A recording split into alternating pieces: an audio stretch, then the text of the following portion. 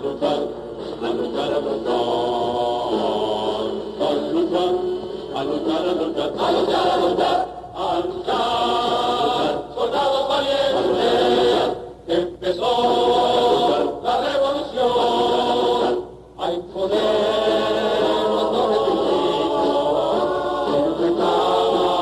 la confusión, desgarró la noche serena, las sirenas de la libertad, cual clarín que llama la guerra, huyendo la facultad.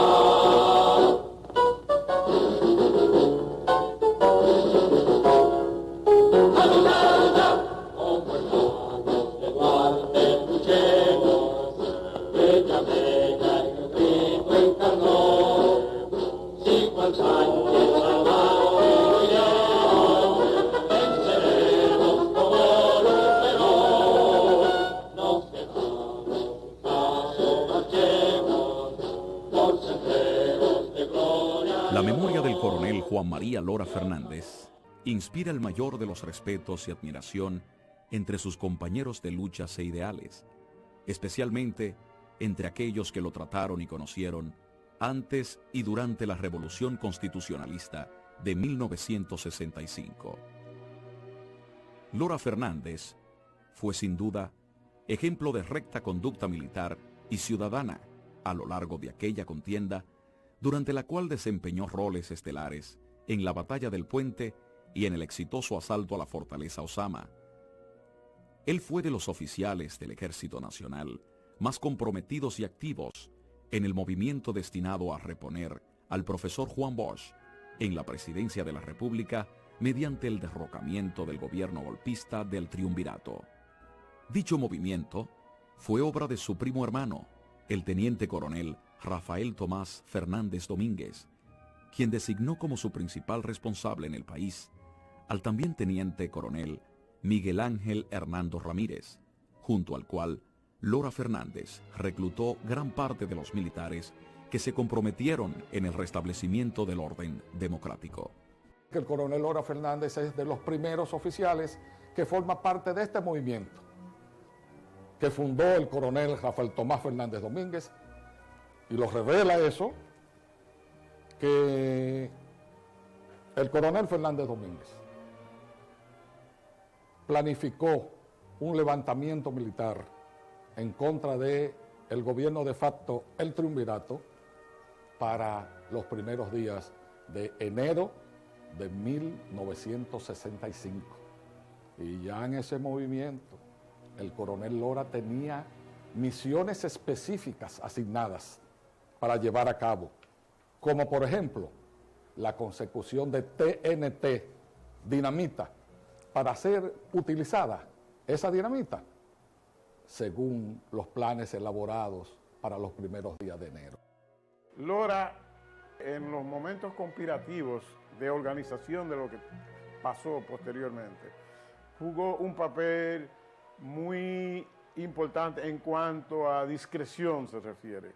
O sea que Lora nunca me dijo a mí nada de lo que estaba pasando. La dinámica de la conspiración impedía que tú supieras quién más formaba. Yo desconocía totalmente que Lora también era parte nuestra. Yo me entero que Lora era miembro de la conspiración un día que en una conversación con el general Hernando Ramírez, yo tengo noticias de que el coronel Camaño conforma el grupo de oficiales superiores que formaban parte de la conspiración, y yo me opuse a la participación del coronel Camaño. Pero ya Hernando Ramírez me dice a mí, como para demostrarme que mi oposición a que el coronel Camaño formara parte, me dice a mí, no, pero mira, fulano, fulano, fulano y sultano. Y es ahí entonces que yo pondero lo que se me dice y acepto la realidad de que Camaño formaba parte de la conspiración. Esta importante participación suya en la conjura determinó que en la mañana del sábado 24 de abril del 65, él y otros 4 oficiales del Ejército Nacional fueron cancelados y puestos bajo arresto. El 24 de abril fue un sábado, yo regresé en la mañana a mi campamento 16 de agosto, y el oficial del día me informó que había una orden de reportarme a la jefatura. Para sorpresa mía, cuando llegué a la jefatura me encontré que ya allá se encontraban otros oficiales, entre ellos el coronel Álvaro Holguín, el coronel Giovanni Gutiérrez, los mayores Lora Fernández y Eladio Ramírez Sánchez, Lalo, y estábamos en una oficina contigua a la oficina principal del jefe de Estado Mayor. Es ahí cuando se produjeron muestras de solidaridad hacia mi persona, porque justamente al haber sido trasladado del Centro de Enseñanza de las Fuerzas Armadas al Ejército, eso despertó alguna sospecha, especialmente de parte del coronel Lora Fernández. No me conocía estrechamente en ese entonces, y es ahí cuando Lalo Ramírez Sánchez le dice a él palabras como esta: te dije que te iba a poner la mano en la espalda por este muchachito. Se refería a mi persona, yo era capitán del ejército.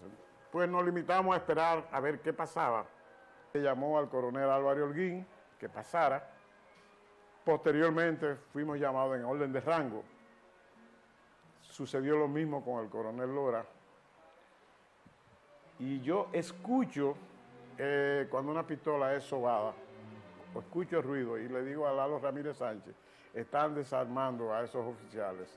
Lo llamaron a él, finalmente me llaman a mí, que soy el de menor rango, y para sorpresa mía estaba el Estado Mayor del Ejército en fila, uno al lado de otro, y en el fondo el subjefe del Ejército, que para ese entonces era el general Similito Ruiz Batista, y me dijo: capitán, su nombramiento como oficial del Ejército ha sido cancelado, entregue su arma.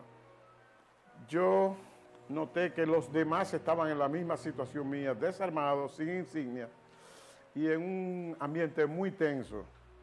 Esa decisión de sus superiores al servicio del gobierno golpista fue la que motivó el adelanto del levantamiento militar programado previamente para el lunes 26, o sea, para 2 días después.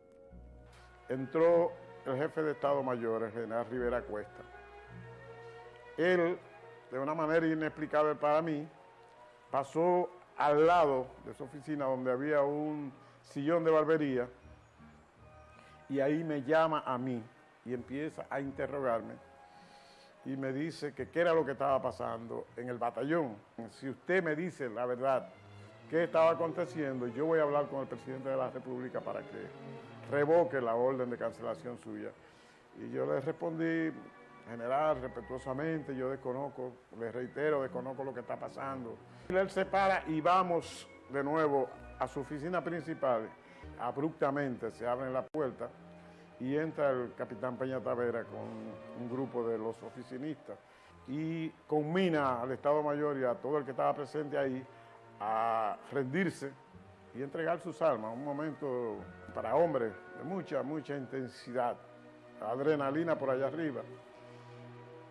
Y coge la pistola del escritorio del jefe de Estado Mayor y me la tira abruptamente. Y ahí entró el hoy general Hernando Ramírez y le dice unas palabras más o menos en el siguiente tenor: bueno, señores, ya esto se terminó, ustedes están cancelando a oficiales de carrera, estos oficiales no están en nada que no sea a favor del restablecimiento de la Constitución, ustedes quedan detenidos y esto se terminó.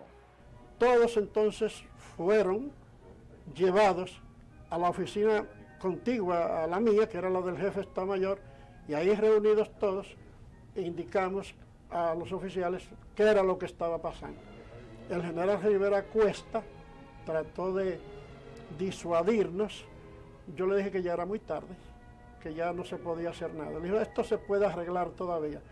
No fue así. Lora Fernández ingresó originalmente a las filas de la Policía Nacional el 1 de agosto de 1945 y más tarde se enroló en el Ejército Nacional como raso el 1 de enero del año 1950, convirtiéndose después en oficinista. Fue ascendido a sargento de A y C el 15 de diciembre de 1951, ingresando luego a la Academia Militar como cadete el 13 de diciembre de 1951. El 1 de agosto de 1952 fue promovido a segundo teniente y su afán de superación lo llevó en 1953 a estudiar Derecho en la Universidad de Santo Domingo, graduándose de abogado en 1958.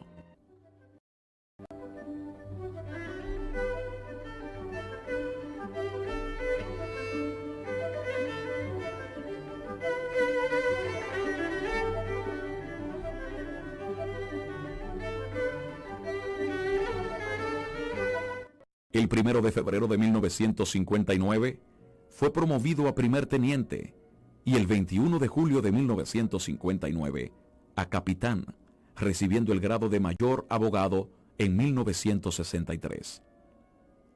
Lora Fernández contrajo matrimonio con Dulce Yolanda de León Aliés, con la cual procreó 4 hijos. El primero de ellos, Juan Manuel, fue su único varón, y luego le nacieron 3 hembras, Dulce Roselia, Dania Ivette y Carmen Yolanda. Sus 4 hijos también procrearon 13 nietos. Como oficial de infantería, prestó servicio en diversas ciudades y provincias del país, como San Cristóbal, Nagua, Neiva, Dajabón, San Pedro de Macorís, dejando tras de sí una agradable impresión de militar respetuoso, correcto y amistoso. Realizó en el país el curso de Orientación y Estado Mayor y Comando en 1963 y cursó en Fort Gulick, en la zona del Canal de Panamá, el Diplomado de Estado Mayor. En premio a las excelentes calificaciones obtenidas, recibió la invitación para asistir a la Feria Militar de las Américas, que se celebraría en San Antonio, Texas, Estados Unidos, en el año 1968. Como militar de infantería, Lora Fernández también hizo varios cursos de tiros con pistola, revólver, ametralladora y fusil, recibiendo medallas de tirador experto en 1952 y 1955. En su hoja de soldado perteneciente a una institución formada por el dictador Rafael Trujillo Molina, como soporte armado y represivo de su régimen autoritario, no se registra en su récord militar ningún abuso o atropello a la población civil por razones políticas o personales. Ese historial impoluto de Lora Fernández explica su enrolamiento en el movimiento forjado para la reposición del gobierno constitucional encabezado por Juan Bosch. El 3 de marzo de 1965 desempeñó las funciones de oficial ejecutivo del primer batallón Juan Pablo Duarte, posición que ocupaba al momento de estallar la revolución. Es al coronel Lora Fernández a quien le toca la defensa de Radio Santo Domingo. Y allí lo hizo con valor, con entereza, con hidalguía esa difícil misión. Y recuerdo que en el interín, entre los que tuvimos los primeros oficiales y luego que él asume la defensa, el coronel Lora y yo hablamos por las ondas de Radio Televisión Dominicana, exhortando al pueblo a la lucha y en mi caso, yo leyendo un comunicado del jefe del movimiento en ese momento, que lo era el teniente coronel Miguel Ángel Hernando Ramírez. En reconocimiento a sus sobresalientes méritos acumulados en el desarrollo de los dramáticos acontecimientos que se produjeron a partir del 24 de abril, el presidente Francisco Alberto Camaño Deñó lo designó jefe de Estado Mayor del Ejército Constitucionalista y lo ascendió al grado de coronel. Nos fuimos al Comando Central de la Revolución. Nos esperaba el coronel Camaño. Ahí fue donde fue él designado en el Estado Mayor, que no existía todavía como institución de la Revolución, y lo encargó a él como jefe de Estado Mayor y a mí como su ayudante. En esa batalla del Puente Duarte, el coronel Lora Fernández se distingue enormemente, como en todos los combates desde el inicio del movimiento, cosa que le valió ser ascendido a coronel y nombrado jefe de Estado Mayor del Ejército Constitucionalista por el presidente constitucional de la República, Francisco Alberto Camaño Deñó. Para mí, uno de los aciertos grandísimos que tuvo Francisco Alberto Camaño en su formación de gabinete fue ese muchacho, Lora Fernández, que me sentí, vuelvo y repito, complacido, porque era un verdadero asesor de Francisco Alberto Camaño en el ambiente político y militar, sin ser Lora un político, pero con mucho olfato para esas situaciones. Fue la mejor selección que pudo haber hecho en ese momento de formación de gobierno de él. Entre Lora y Fernández y yo no había más que una comunicación casi hasta por señas, pero completamente identificada. Es decir, que era un hombre completamente organizativo, completamente informado, que no había algo que yo quisiera saber o que él necesitaba saber, que no hubiera esa intercomunicación inmediata. Las indagatorias relacionadas con lo ocurrido durante la batalla del Puente Duarte coinciden en reconocer que el entonces mayor del ejército se mantuvo en su puesto de mando, combatiendo toda la tarde y durante la noche de ese largo e histórico día, tras producirse la entrada de los tanques y de las tropas de San Isidro.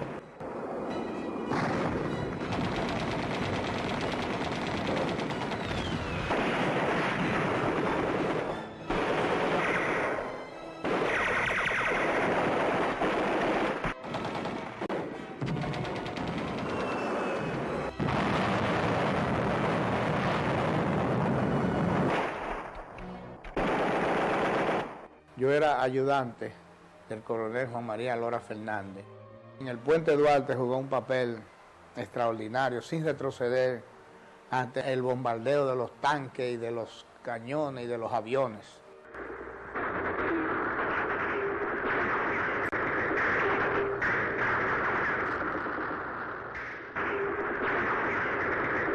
Para mí el mérito de Lora más fuerte de todo, porque la batalla del Puente fue la batalla decisiva, la que terminó todo lo que pasó después de la guerra, del Puente Duarte. Y ese 27, cuando estábamos todos, Montearache, Camaño y yo en la embajada, perdiendo el tiempo, la embajada norteamericana, eso de las 11 de la mañana, y Camaño decide salir de la embajada, y dice, vamos al puente. Solamente estaba combatiendo un grupo pequeño, enfrentando a las tropas de Wessing, la infantería que ya había entrado, y ya había pasado, estaba pasando la Duarte, nosotros llegamos a través de la Barahona. Y luego supimos que el que estuvo aguantando y combatiendo de frente a esas tropas fue el coronel Juan María Lora Fernández. Ya en el combate, Lora tuvo un papel muy distinguido, muy distinguido. La gran cantidad de muertes causadas por el ametrallamiento de los aviones provocó al mismo tiempo comprensible y generalizado pánico entre los defensores del puente y en las familias residentes en sus alrededores. No obstante, Lora Fernández hizo acopio de su valor espartano, cumpliendo con determinación e insuperable firmeza las responsabilidades militares a su cargo. El único oficial que organizó algo de la tropa y se enfrentó a los famosos como gente del general golpista Elías Wessing fue Lora Fernández. La compleja situación militar de esos días se había agravado por causa de la invasión a la República Dominicana, dispuesta el día 28 de abril por el presidente de los Estados Unidos, Lyndon B. Johnson. Y es que, junto a su estelar protagonismo en la batalla del Puente Duarte, se agrega que fue él quien dirigió militarmente el exitoso asalto a la Fortaleza Osama, sede central de los represivos cascos blancos de la Policía Nacional, el día 30 de abril. El 30 de abril es el día del ataque y toma de la Fortaleza Osama. Camaño manda a buscar a Lora y le instruye que es necesario tomar la Fortaleza Osama y que ese bolsón enemigo dentro de nosotros había que eliminarlo. Hubo que tomar la Fortaleza Osama, porque ya se habían producido algunos caramuzas con policías que estaban dentro, que a veces salían furtivamente y nosotros teníamos que hacerle frente hasta que se decidió tomar la fortaleza. Primeramente, el coronel Lora, quien me designó para esa operación ayudante, hizo una reunión con varios oficiales y se planificó cómo atacar para tomar la fortaleza, haciendo un croquis en el patio del edificio Copelo. Entonces por la mañana, Lora había bajado ya con tanques y un cañoncito o dos. Y entonces comenzó el combate en la mañana muy temprano, que ya tenía 2 días, casi 3 días tenía el combate del cerco a la fortaleza, Osama. El coronel Lora Fernández encabezó un ataque de frente a la fortaleza. Yo salí de ahí, cogí la calle El Conde para decirle a Lora Fernández de lo que habíamos hecho con el tanque. No encontré a Lora Fernández donde lo había dejado porque ya él había cruzado para el área de la catedral. Subí a rentas internas, tiré unos cuantos tiritos de allá de la azotea, pero seguí con unos cuantos hombres, entre los cuales estaba William Méndez. Llegamos al Caribe y del Caribe cruzamos al Instituto Cartográfico de la Marina de Guerra, y ese edificio da justamente a la parte norte de la fortaleza Osama. De ahí rompimos una ventana, los hierros los tumbamos, bajamos a los pasillos de los cuarteles, agarramos una cantidad de gente presa que ellos mismos se ofrecieron, los metimos en un cuarto, dejamos un par de soldados cuidando a esa gente y seguimos nosotros cuartel por cuartel. El mayor tiroteo que recibimos fue cuando tomamos el cuartel general, que ahí ya no tiraban de lo que es la torre del homenaje y no tiraban de la parte que va hacia Sanssouci, que va hacia esa área de Sanssouci. Dimos la vuelta, abrimos la puerta de la fortaleza Osama y la puerta Luis Felipe, y por ahí de los primeros que entraron fue el comandante Lora y el comandante La Chapelle. Vimos que las puertas se abrieron y en ella apareció el teniente de navío Rafael Ubiera Padua, acompañado de otros oficiales y hombres del pueblo, que fue que abrieron desde adentro esa puerta. Y el coronel Lora, seguido de mí, entramos. Entrando a la fortaleza Osama, por la ventana, pero aún no habíamos pasado nadie, estábamos preparando para entrar. Entró la Fuerza Aérea y le entró en grupos de 4 aviones, pasaban rasantes, atacando a la fortaleza Osama, que se suponía que la habíamos tomado. Y esto tumbó definitivamente a la resistencia de los policías. Nosotros, ¿de dónde estábamos? Camaño y yo, de La Pina, llamábamos a la aviación y le dijimos que ya los reverdes estaban dentro. Y es ahí cuando la aviación ametralla la fortaleza Osama. Y es ahí que se comienzan a perder la moral. Cuando entramos a la fortaleza Osama, porque primeramente un tanquito tiró y había un boquete, por ahí entramos. Ahí encontramos todos los policías con la mano hacia arriba. Le entregamos unos 30 presos más o menos y esos elementos fueron encerrados ahí, muy bien tratados, ahí no se maltrató a nadie, y finalmente los elementos fueron enviados a la escuela Salomé Ureña. Muchos de los efectivos de la Policía Nacional se dieron a la fuga, otros fueron hechos prisioneros, cientos de ellos fueron hechos prisioneros y luego fueron entregados formalmente a la Organización de Estados Americanos. Nadie maltrató a ningún prisionero, nadie maltrató a ningún prisionero. Ahí no se maltrató a nadie, nosotros no permitimos, ni Lora, ni yo, ni nadie permitía que maltrataran a un prisionero. En la fortaleza Osama, que fue donde yo participé con él dirigió exactamente como lo hace un militar. Y no solo eso, sino que lo principal que decía y que ordenaba era sin atropello y tratar por lo posible de que no hubiera muerto. Y de esa toma se pueden decir muchísimas cosas, pero nadie puede decir que se cometieron abusos. La toma de la fortaleza Osama por los constitucionalistas no solo los proveyó de abundantes armas y municiones, sino que liberó a la ciudad colonial de la incómoda y peligrosa presencia en ella de una cantidad considerable de efectivos enemigos. Entonces, ese fue uno de los eslabones más importantes en la vida de Lora Fernández, la toma de la fortaleza Osama, que la tomó limpiamente. En el transcurso de los días posteriores correspondió al alto mando del ejército constitucionalista elaborar el plan defensivo de los barrios de la capital bajo su control y, de manera principal, la formación y supervisión de los comandos encargados de agrupar a los combatientes militares y civiles. El plan diseñado al respecto por el coronel Lora Fernández se ejecutó conforme a las exigencias del momento, especialmente tomando en cuenta la presencia de las tropas norteamericanas que dividieron en dos partes la ciudad capital, hasta entonces controlada totalmente por los constitucionalistas. Todo eso revela inequívocamente la difícil responsabilidad que recaía sobre el coronel Lora Fernández y se comprende mucho más tomando en cuenta que el presidente Camaño y sus asesores más cercanos estaban concentrados en esos días en las negociaciones patrocinadas por el gobierno norteamericano y la OEA en la búsqueda de una solución al conflicto. Lora era la persona a quien Camaño tenía mayor confianza. Cuando Camaño salía a la calle, a una actividad de un discurso, podían atacar, siempre quedaba Lora al frente. Lora era una persona que no tuvo ningún tipo de contradicción con Camaño en ningún momento. Jamás, Camaño era súper honesto, jamás Lora estuvo envuelto en cosas que se perdieran, cosas que mandó a coger, nunca hizo eso.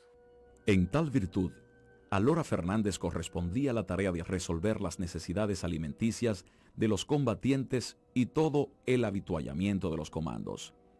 También era el responsable de lidiar con los problemas que surgían ocasionalmente entre los comandos ubicados en una misma barriada. Recuerdo que siempre nosotros por la noche nos reuníamos a pasar revista de los acontecimientos. Cuando no habían combates, habían problemas internos muy serios, que mataban a uno, que se emborrachaban. Y además de eso, tomar medidas para proteger la propiedad privada. Proteger la propiedad para nosotros era definitivo. Miren, esa aduana, ese hombre hizo un papel del caray. Ese hombre puso hasta los partidos políticos ahí, conjuntamente con los militares, para proteger la propiedad privada. Extraordinaria la honestidad de Juan. Recuerdo que después del 16, pues se tomaron un saco lleno de prendas, relojes, anillos, cadenas de la aduana, y eso se llevó a la jefatura, a la oficina de Juan. De eso nunca nadie tocó ni un anillo de eso. Mi hermana Agripina y yo fuimos al edificio Copelo. En ese edificio había de todo. Ahí habían muchas prendas preciosas, muchas cadenas, guillos, reloj, de todo. Y nosotros mirábamos curiosamente, concho, cuántas cosas bonitas. Después cuando ya nosotras no íbamos, dice, no tengo nada que darle, solamente tengo estas 2 cajas de galletas porque me la trajeron. Y entonces mi hermana dijo, sí, porque eso que está aquí no es tuyo. Dice, claro que no, esto no es mío. Cada una de sus delicadas y pesadas obligaciones las cumplió Lora Fernández satisfactoriamente, lo que explica el ambiente de normalidad en que se desenvolvió la rutina diaria dentro de la zona constitucionalista. Un individuo que no se alteraba nunca, que era sumamente mesurado en cuanto a todos los aspectos. Nunca lo vi ni alterarse, aunque estuviera en desacuerdo con algo que fuera evidente el desacuerdo. Nunca lo vi por alterarse. Donde estaba Juan Lora había ese valor, pero ese valor ecuánime, porque a veces hay gente valiente, pero que no tienen la ecuanimidad en el momento. Juan era así en la sociedad, así en un bar, pero así en la guerra, ecuánime. Era un gran organizador, y tenía la virtud de que a él le llegaban todas las informaciones. Era el hombre mejor informado en la revolución entera. La función de Lora fue extraordinaria para nosotros. Ese hombre supo conjugar y mantener no solamente el estamento militar, sino también los partidos, los comandos de los partidos, porque era un elemento unificador. Esa escuela de comando para los partidos políticos, dirigida por el comandante Novoa, eso fue creación de Lora. Es que Lora estaba en todo, y se hizo acreedor del respeto Él era de lo que era guardia. Él nunca estuvo en ese asunto con inclinaciones políticas para allí ni para acá. Todo eso, igualmente, explica el ambiente de fraternidad que prevaleció entre los combatientes leales al presidente Caamaño, mientras los conflictos menores que surgían entre ellos se resolvían rápidamente con su oportuna y eficaz mediación. El coronel Lora Fernández fue, a mi juicio, un jefe de Estado Mayor ejemplar, porque él se manejó no solamente a nivel administrativo y de la conducción del ejército, sino también en el terreno de los hechos. Y nosotros nos sentimos hoy en día, vistos retrospectivamente, que estuvimos representados por un militar de primer orden. Que yo viví como asistente de Juan, que era, como diríamos, el encargado de la seguridad de Juan María Lora Fernández. Siempre vi a Juan un hombre extremadamente calmado, tomaba una decisión fría, y generalmente aconsejando a Francis Camaño en los momentos más difíciles de la revolución, que no le gustaba participar en las actividades, diríamos, políticas, sino eran unas actividades estrictamente militares. El coronel Lora Fernández, paralelamente, vivió momentos aciagos durante la ofensiva emprendida por el enemigo en los barrios de la parte alta de la ciudad, al no poderles prestar la ayuda necesaria por causa del cordón militar establecido por las tropas invasoras. Pero su amargura fue inmensamente mayor aquel fatídico 19 de mayo de 1965, cuando su entrañable primo y compañero de ideales y luchas, el coronel Fernández Domínguez, cayó abatido en el fracasado asalto al Palacio Nacional. No obstante, él se mantuvo impertérrito en el fiel cumplimiento de sus deberes, y es así como coordina con éxito la defensa de Ciudad Nueva y barrios periféricos durante los despiadados ataques lanzados por las tropas norteamericanas los días 15 y 16 de junio. Cuando el 16 se presenta ya el avance fuerte, ahí era donde se tenía que ver la ecuanimidad de un director, de un comando. Entonces me dijo, hazte cargo de la zona de Borojol, por ahí. Y él me dio esa parte a mí. La corajuda y heroica defensa del territorio controlado por los constitucionalistas impidió a las tropas de los Estados Unidos materializar su objetivo de ocuparlo, pese a que su comandante supremo, el coronel Bruce Palmer, había prometido apoderarse de ella en menos de 24 horas. Después de más de 40 años transcurridos, los combatientes constitucionalistas aún recuerdan el intenso tableteo de las ametralladoras, acompañados por los macabros y destructivos estruendos provocados por armas de gran calibre, como bazucas, cañones y morteros, utilizadas por los invasores en su esfuerzo de avanzar y lograr su objetivo. El amplio escenario de los combates iba desde los barrios de Borjol y Santa Bárbara hasta San Carlos, pasando por Villa Francisca. En tanto, los francotiradores apostados en la azotea de molinos dominicanos se mantenían con la mira puesta para disparar sus mortíferos fusiles contra todo constitucionalista que avistaran moviéndose en Ciudad Nueva y la zona colonial. Mientras que el disparo preciso de un mortero impactaba en el edificio Copelo, sede del gobierno de Caamaño, destruyendo oficinas e hiriendo a varios de sus ocupantes. La barbaridad que se cometió el 15 y el 16, ahí se probaron a mucha gente, porque a la oficina de nosotros le cayó un mortero y se llevó el aire acondicionado. Los combates de ese día 15 de junio duraron desde las 8 de la mañana hasta el atardecer, reanudándose con igual intensidad en la tarde del día siguiente. El rechazo a la demoledora ofensiva lanzada por el poderoso invasor retrata el sobresaliente papel desempeñado por Lora Fernández en su condición de jefe del ejército constitucionalista en 1965. En virtud de su calidad y su posición de jefe de Estado Mayor, él tenía que estar en su puente, que el que asumía el papel del combatiente era yo, pero manteniéndolo informado constantemente a Lora por la necesidad de refuerzo y de lo que hubiera que hacer, mover comando de un sitio a otro, porque él tenía las comunicaciones. Es que, durante el bestial ataque militar desatado por el enemigo extranjero, él se mantuvo orientando y estimulando el patriotismo de los combatientes constitucionalistas a través de la radio. El coronel Lora Fernández, jefe del Estado Mayor del gobierno patriota, dice: desde la trinchera del honor los saludo en este día glorioso en que la patria pequeña se agiganta al enfrentar a sus hombres nacionalistas y demócratas a la fuerza bruta del invasor extranjero y la actitud negativa de sus eternos enemigos. Pero si grande es nuestro enemigo, mayor es nuestro arrojo y decisión de salvar a la patria y devolverle limpio de manchas y bochornos la dignidad de su bandera y la pureza de su escudo.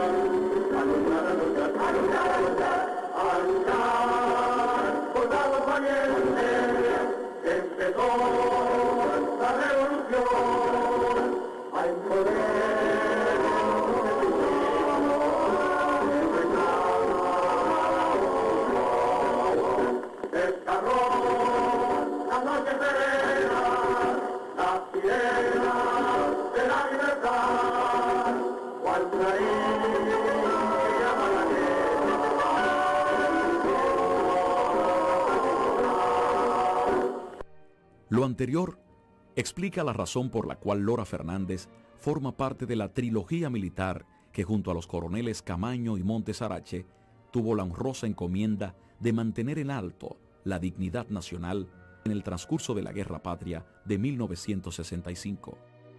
Los acuerdos a que llegaron los negociadores para poner fin a la guerra de 1965 fueron aceptados disciplinadamente por Lora Fernández, replegándose luego junto a sus demás compañeros al campamento 27 de febrero de Villa Duarte.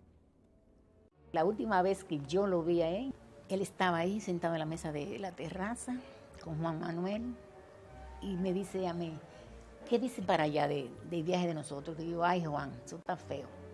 De verdad, digo, feo, feo. Mira, allá están diciendo que se van a llenar los puentes, lo van a militarizar de guardia. Así que yo tengo miedo, Juan. Dice: ¿qué va esos juegos? Digo: no, Juan, lo están diciendo, yo lo oigo. Entonces él se quedó así pensando y se puso el dedo así. Un rato se quedó pensando con esos ojazos que tenía él. Y miró al niño así, a Juan Manuel. Y le vi esa cara con una pena. Se tiene constancia, por otra parte, de que Lora Fernández advirtió al coronel Camaño acerca del peligro que correrían durante su visita a Santiago el 19 de diciembre de 1965, pero a pesar de ello, aceptó formar parte de la comitiva de militares y civiles que se trasladó ese día a dicha ciudad. El propósito de la visita era rendir homenaje póstumo al fenecido coronel Fernández Domínguez, en ocasión de cumplirse el 7º mes de su muerte en el asalto al Palacio Nacional. Mi esposo y yo estuvimos allá en la casa, que ya la guerra se había pasado, como el 10 de diciembre, antes del 19, cuando fueron al Matún. Y mi esposo le preguntó: ¿y tu carro? Y le dijo: lo estoy preparando para que corra mucho, porque esta cabeza la quieren mucho. Su convicción al respecto se pudo materializar primero en el cementerio municipal de Santiago, durante una ofrenda floral en la tumba de Fernández Domínguez, donde los constitucionalistas fueron agredidos por francotiradores enemigos apostados en la azotea de un edificio cercano. Pero lo peor vino después, cuando la comitiva encabezada por Camaño se trasladó al Hotel Matún, donde fue sometida al más despiadado ataque mediante el empleo de todo tipo de armamentos en su contra, incluyendo tanques blindados. Existe sobrada constancia de la bravura exhibida por los oficiales, alistados y civiles constitucionalistas para repeler el inesperado hostigamiento, cuyo propósito era arrasar con todos ellos, sin reparar en la magnitud del baño de sangre que podría provocar. En el Hotel Matún, él me ordenó que le entregara su fusil G3, porque él era que iba a tirar en esa posición. Y yo tuve que entregarse. Testimonios ofrecidos por constitucionalistas presentes en la batalla coinciden en la versión de que Lora Fernández se mantenía disparando desde una ventana del segundo piso del edificio y que él afinaba la puntería para dispararle al conductor de un tanque de guerra en momentos en que éste giraba la torreta y cañón de su vehículo blindado para lanzar su mortal descarga contra el hotel. El coronel Lora Fernández, otros combatientes y oficiales y yo estábamos por el pasillo de atrás del Hotel Matún disparando a soldados enemigos que ya estaban llegando a la parte de atrás del Hotel Matún, acercándose, si se quiere, a la piscina, y le disparábamos. El coronel Lora y yo recuerdo que adoptamos la posición de rodilla derecha sobre el piso, y yo noté que el coronel Lora Fernández, al irse elevando detrás del balcón que nos protegía, su cabeza se podía ver, la podía ver el enemigo antes que él pudiera disparar. Y yo le hablé en voz alta y hacerle señas al coronel Lora de que se cuidara su cabeza. Y a eso, en el fragor del combate, era un hombre tan ecuánime que juntando los dedos índice y pulgar de la mano derecha, me hizo una seña muy peculiar en él, que significaba, te entendí, y él tomó mayores precauciones. En tanto la ofensiva de los atacantes iba en aumento, crecía la determinación de enfrentarlos, y exhibiendo el valor personal que lo caracterizaba, Lora Fernández se mantuvo firme en su determinación de impactar al conductor del tanque a través de la ventanilla que le permitía ver hacia el exterior. Sin embargo, el tanquista disparó primero, abriendo un enorme hueco en la pared, y varias esquirlas del poderoso obús le causaron diversas heridas graves, y fue así como el bravo coronel Lora Fernández cae abatido, fusil en mano, como todo un héroe de leyenda. Oh, la adversidad de la vida. Tenía que ser la bala de un tanque que doblegara físicamente al coronel Lora, porque espiritualmente el coronel Lora está aquí hoy con nosotros. El coronel Lora vive.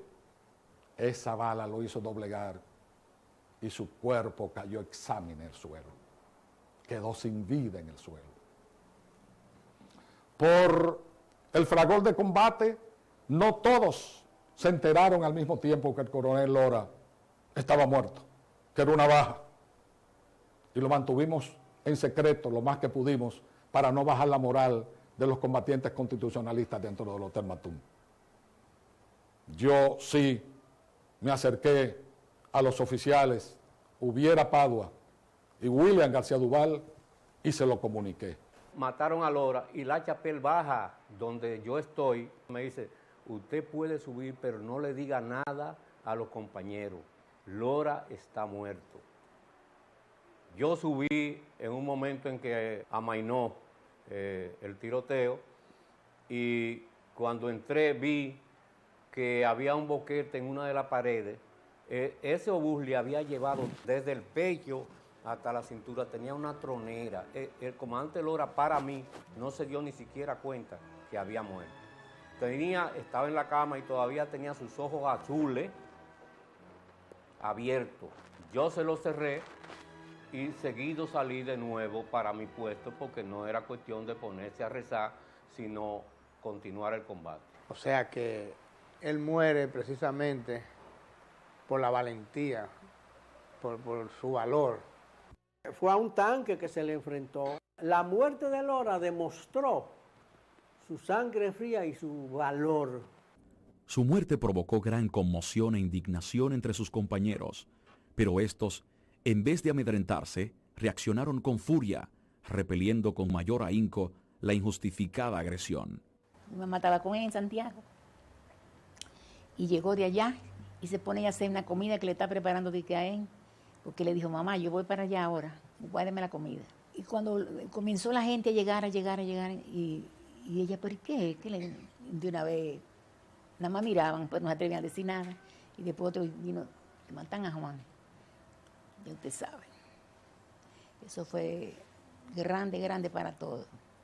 Ay, ella se quedó así. Pero ella era tan fuerte, una persona demasiado fuerte. Ella se quedó, pero nada, para adelante. Digo, bueno, no vamos. Entonces, fuimos para acá. El cese del ataque, que duró horas indeterminables, se produjo al anochecer y al día siguiente, el héroe militar de la Revolución Constitucionalista fue sepultado en una conmovedora manifestación de duelo en el cementerio de la Avenida Independencia, en la ciudad capital. 39 años después, el 19 de diciembre del año 2004, sus restos fueron trasladados al cementerio Cristo Redentor en Santo Domingo, donde descansa junto al de su fiel y abnegada esposa, Dulce Yolanda Viuda Lora Fernández. El 1 de mayo del año 2003, el entonces presidente Hipólito Mejía ascendió a Lora Fernández al rango de general de brigada en un reconocimiento póstumo consagrado en el decreto número 442-03.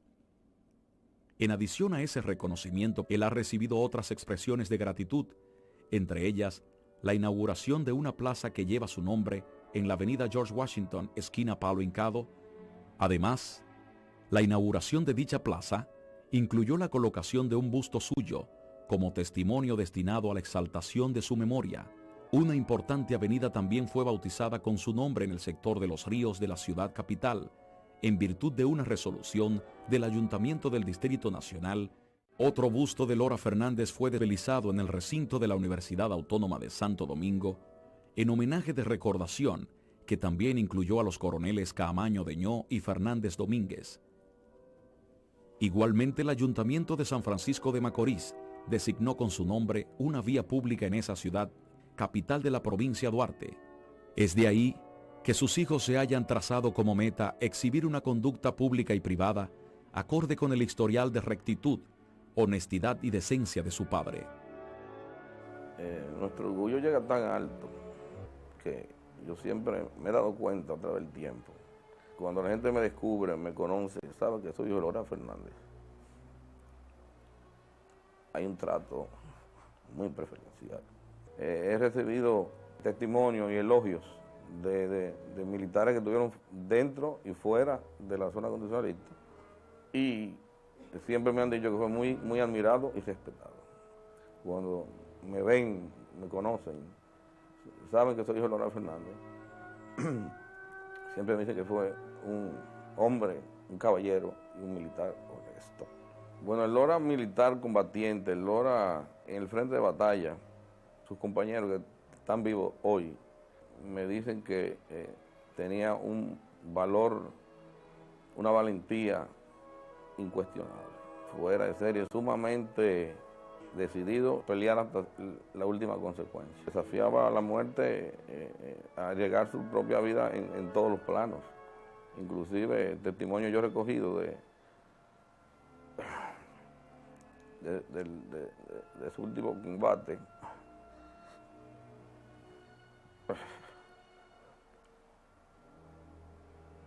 Fue que él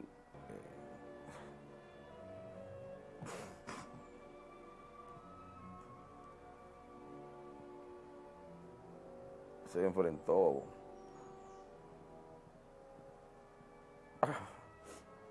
a un tanque de guerra. De mi niñez, yo recuerdo de mi padre como una persona muy cariñosa, muy juguetón. Siempre cuando llegaba se quitaba su armamento, se quitaba los zapatos y se ponía en el piso a jugar conmigo y con Juan, que era lo que estábamos más grandes. Aparte de eso, muy recto, teníamos que tener un horario, pero todo con cariño. Con mi mamá era una adoración, mi mamá no podía hacer nada, porque él decía que esa era su reina. Cuando llegamos a la casa, veníamos a pie, mi tía Bebela vivía ahí en la Padre Villini, y veníamos por el parque Eugenio María de Hostos, por la Crucero Arense. Vimos la casa llena de gente. Y yo, Dania, pero en mi casa hay fiesta. Y Dania, fiesta, ¿no? Pero lo que hay mucho policía ahí. Y cuando entramos, yo me recuerdo como ahora mami sentada en una mecedora, con una bata, llorando mucho. Y nos abrazó, y de ahí una persona que estaba ahí, no recuerdo ahora, dijo, no, que la preparen, que se la van a llevar para San Cristóbal. El único que se va a quedar es Juan. Una tía mía fue que nos dijo, fue que tu papá se murió. Fue como un shock. Y nos quedamos así, pero que se murió ¿cómo? Que se fue para el cielo. Entonces ahí mi tía me dijo, sí, se fue para el cielo, ya tu papá no vuelve, ustedes lo van a ver en foto. Y todo fue tristeza a partir de ahí. aunque mami siempre trató de protegernos. Mi papá vivió por sus ideales y murió por su patria, como él quería, luchando, combatiendo. Aun cuando él murió, yo me siento orgullosa de lo que él hizo y nos ha dejado un legado extraordinario. Somos hijos de un héroe nacional y por ende, no podemos darnos el lujo de defraudarlo. El padre combatiente, el padre orgulloso, el padre que la nación preparó y que entregó su vida a la nación, es el padre que nos correspondía realmente.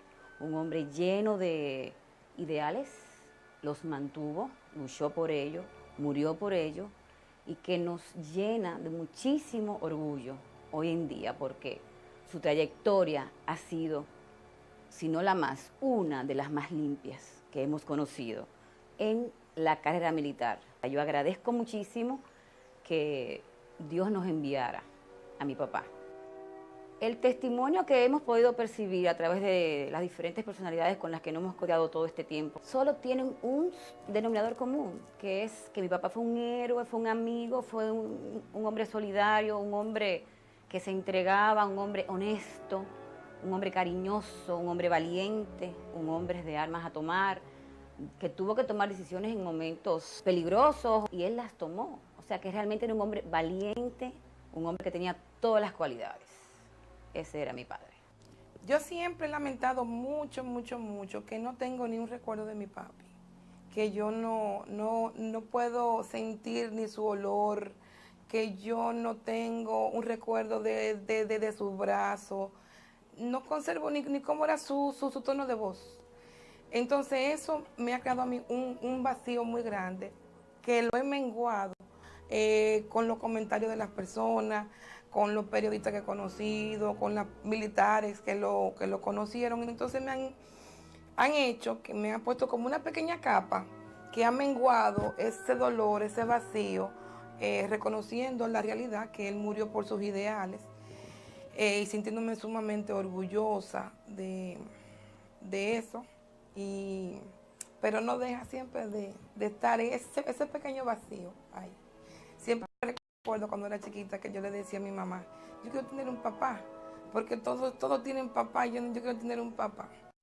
El coronel Lora Fernández murió como todo un héroe en la batalla del Hotel Matún el 19 de diciembre de 1965, convirtiéndose así en leyenda y ejemplo para las presentes y futuras generaciones.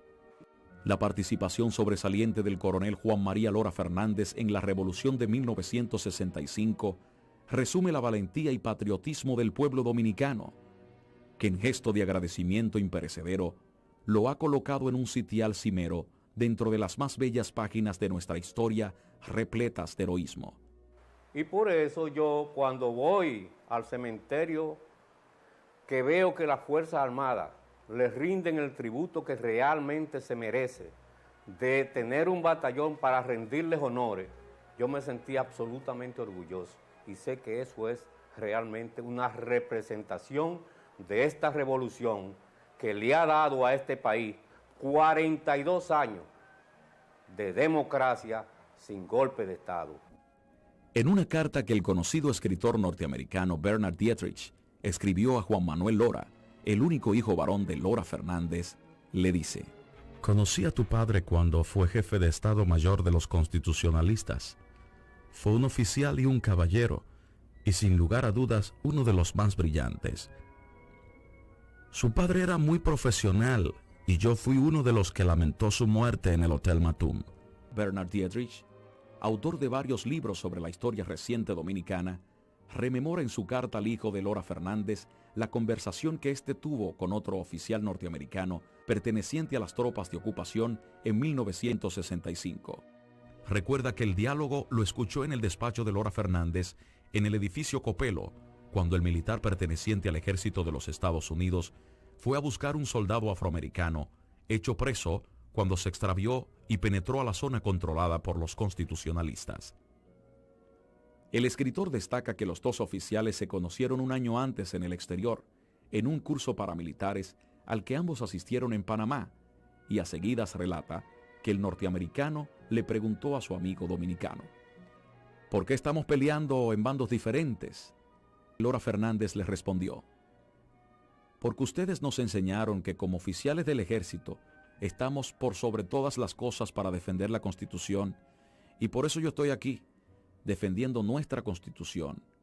Y usted está del lado de los que no la están respetando. Lora Fernández, en cuanto a valor personal, no creo que pueda compararlo con nadie. El coronel Lora Fernández fue el mejor oficial que tuvo la guerra. Una de las personas que llegó a ser de las más queridas por nosotros y de las más valientes. Fue posiblemente, y creo que sí posiblemente, el muerto más sentido por todos nosotros, en toda la guerra, eso es mucho decir, donde hubo miles de muertos. Para mí, Lora fue uno de los puntales fundamentales de la revolución. Un hombre extremadamente de un valor, de una calma y una honestidad a carta cabal. Con un valor legendario. Yo pienso que todos los honores que la patria debe rendir a los que defienden su democracia y su soberanía intervenida, yo pienso que él es merecedor absoluto del mejor de los galardones posibles. Está muerto, porque a veces dije que a los muertos después que muertos di que son buenos. No, Lora era un hombre muy serio. Lo mataron, pero nadie pudo hablar de él. Lo que pasa es que hoy no se mienta. Hoy hay unos grandes héroes que son los que figuran y no es así. El coronel Lora Fernández hoy debe ser un ejemplo en la historia militar de la República Dominicana. Yo creo que no solamente fue un titán, sino fue un coloso. Lora fue brillante, Lora fue ejemplar. Destacadas personalidades en la epopeya de 1965 definen al coronel Lora Fernández como el Sucre de la Revolución Constitucionalista. Lora, señores, fue el Antonio José de Sucre, si hay un Antonio José de Sucre en la Revolución Dominicana. Aunque para otros, él también fue nuestro Antonio Maceo. Yo no quiero desaprovechar esta oportunidad para hacerle un llamado con respeto, pero con vehemencia al honorable Congreso Nacional, para que el coronel Juan María Lora Fernández sea exaltado a héroe nacional, mereciendo por ello que la posteridad lo consagre como nuestro titán de abril. Para demostrarme que mi oposición a que el coronel Camaño formara parte, me dice a mí, no, pero mira, fulano y sutano, y es ahí entonces que yo pondero lo que se me dice y acepto la realidad de que Camaño formaba parte de la conspiración. Esta importante participación suya en la conjura determinó que en la mañana del sábado 24 de abril del 65, él y otros 4 oficiales del Ejército Nacional fueron cancelados y puestos bajo arresto. El 24 de abril fue un sábado y yo regresé en la mañana a mi campamento 16 de agosto, y el oficial del día me informó que había una orden de reportarme a la jefatura. Para sorpresa mía, cuando llegué a la jefatura me encontré que ya allá se encontraban otros oficiales, entre ellos el coronel Álvaro Holguín, el coronel Giovanni Gutiérrez, los mayores Lora Fernández y Eladio Ramírez Sánchez, Lalo, y estábamos en una oficina contigua a la oficina principal del jefe de Estado Mayor. Es ahí cuando se produjeron muestras de solidaridad hacia mi persona, porque justamente al haber sido trasladado del Centro de Enseñanza de las Fuerzas Armadas al Ejército, eso despertó alguna sospecha, especialmente de parte del coronel Lora Fernández. No me conocía estrechamente en ese entonces, y es ahí cuando Lalo Ramírez Sánchez le dice a él palabras como esta: te dije que te iba a poner la mano en la espalda por este muchachito. Se refería a mi persona, yo era capitán del ejército. Pues nos limitamos a esperar a ver qué pasaba. Se llamó al coronel Álvaro Holguín que pasara. Posteriormente fuimos llamados en orden de rango. Sucedió lo mismo con el coronel Lora. Y yo escucho cuando una pistola es sobada, o escucho el ruido y le digo a Lalo Ramírez Sánchez, están desarmando a esos oficiales.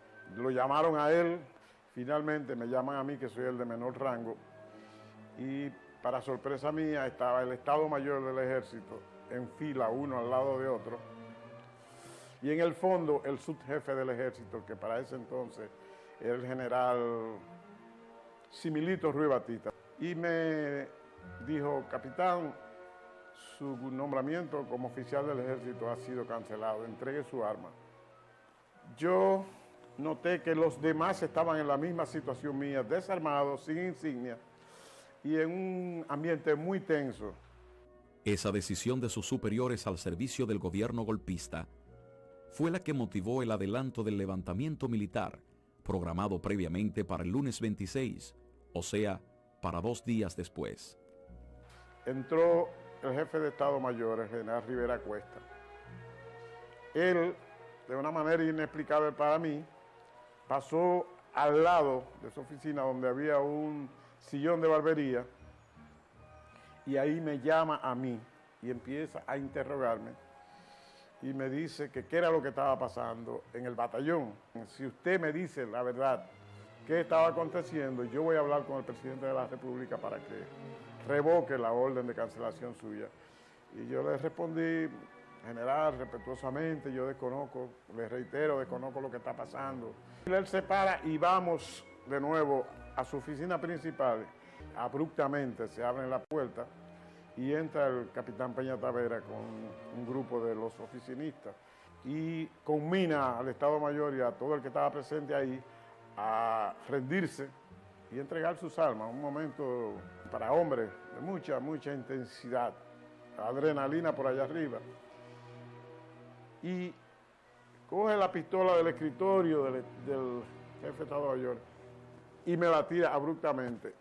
Y ahí entró el hoy general Hernando Ramírez y le dice unas palabras más o menos en el siguiente tenor: bueno, señores, ya esto se terminó, ustedes están cancelando a oficiales de carrera, estos oficiales no están en nada que no sea a favor del restablecimiento de la Constitución, ustedes quedan detenidos y esto se terminó. Todos entonces fueron llevados a la oficina contigua a la mía, que era la del jefe de Estado Mayor, y ahí reunidos todos indicamos a los oficiales qué era lo que estaba pasando. El general Rivera Cuesta trató de disuadirnos. Yo le dije que ya era muy tarde, que ya no se podía hacer nada. Le dijo: esto se puede arreglar todavía. No fue así. Lora Fernández ingresó originalmente a las filas de la Policía Nacional el 1 de agosto de 1945 y más tarde se enroló en el Ejército Nacional como raso el 1 de enero del año 1950, convirtiéndose después en oficinista. Fue ascendido a sargento de A y C el 15 de diciembre de 1951, ingresando luego a la Academia Militar como cadete el 13 de diciembre de 1951.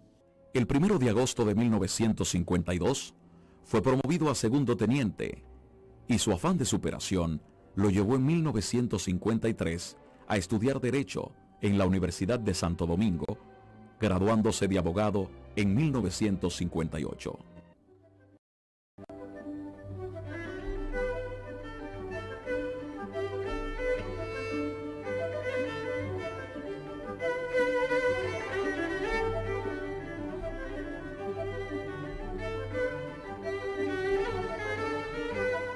El 1 de febrero de 1959 fue promovido a primer teniente y el 21 de julio de 1959 a capitán, recibiendo el grado de mayor abogado en 1963. Fernández Domínguez, quien designó como su principal responsable en el país al también teniente coronel Miguel Ángel Hernando Ramírez, junto al cual Lora Fernández reclutó gran parte de los militares que se comprometieron en el restablecimiento del orden democrático. El coronel Lora Fernández es de los primeros oficiales que forma parte de este movimiento, que fundó el coronel Rafael Tomás Fernández Domínguez, y lo revela eso, que el coronel Fernández Domínguez planificó un levantamiento militar en contra del gobierno de facto, el triunvirato, para los primeros días de enero de 1965. Y ya en ese movimiento, el coronel Lora tenía misiones específicas asignadas para llevar a cabo, como por ejemplo, la consecución de TNT, dinamita, para ser utilizada esa dinamita según los planes elaborados para los primeros días de enero. Lora, en los momentos conspirativos de organización de lo que pasó posteriormente, jugó un papel muy importante en cuanto a discreción se refiere. O sea que Lora nunca me dijo a mí nada de lo que está pasando. La dinámica de la conspiración impedía que tú supieras quién más formaba. Yo desconocía totalmente que Lora también era parte nuestra. Yo me entero que Lora era miembro de la conspiración un día que en una conversación con el general Hernando Ramírez, yo tengo noticias de que el coronel Camaño conforma el grupo de oficiales superiores que formaban parte de la conspiración, y yo me opuse a la participación del coronel Camaño. Pero ya Hernando Ramírez me dice a mí como...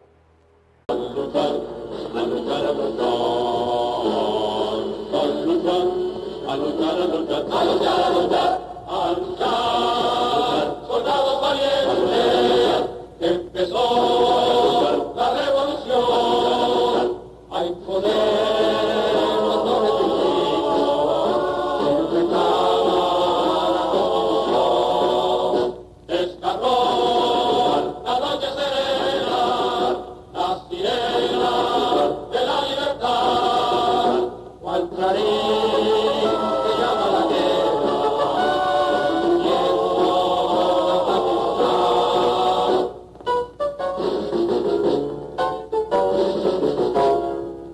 A luchar, como hermanos de Duarte, luchemos, Bella Vega en el grito encarnó, si cual Sánchez Salvador huyeron, venceremos como Luperón, nos dejamos paso, marchemos, por senderos de gloria. La memoria del coronel Juan María Lora Fernández inspira el mayor de los respetos y admiración entre sus compañeros de luchas e ideales, especialmente entre aquellos que lo trataron y conocieron antes y durante la Revolución Constitucionalista de 1965. Lora Fernández fue sin duda ejemplo de recta conducta militar y ciudadana a lo largo de aquella contienda, durante la cual desempeñó roles estelares en la Batalla del Puente y en el exitoso asalto a la Fortaleza Ozama. Él fue de los oficiales del Ejército Nacional más comprometidos y activos en el movimiento destinado a reponer al profesor Juan Bosch en la presidencia de la República mediante el derrocamiento del gobierno golpista del Triunvirato. Dicho movimiento fue obra de su primo hermano, el teniente coronel Rafael Tomás